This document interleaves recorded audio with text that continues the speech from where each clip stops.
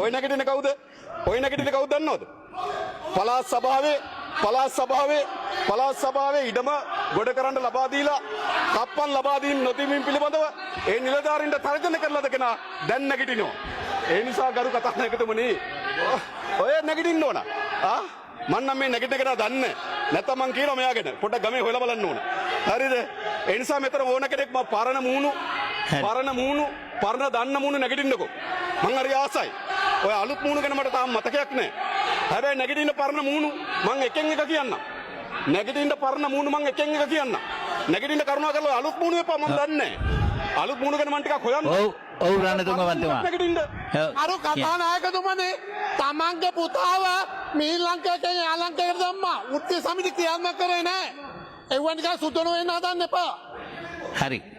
ඒක රීති ප්‍රශ්නයක් නෙමෙයි. නිසා ගරු කතානායකතුමා මම කැමති පරණ මූණු නැගිටිනවා නම්. නැගිටිනකොට මට පරණ කතාව ඔළුවට එනවා. දැන් අලුත් මූණු වැඩක් නැහැ. අලුත් මූණු ගැන මතක නැහැ මට. අලුත් මූණු ගැන මතක නැහැ. හරිද?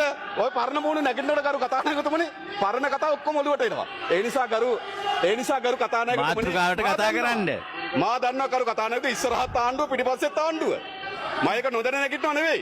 ඉස්සරහත් ආණ්ඩුව පස්සෙත් ආණ්ඩුව. දෙක දැනගෙන තමයි නැගිටින්නේ.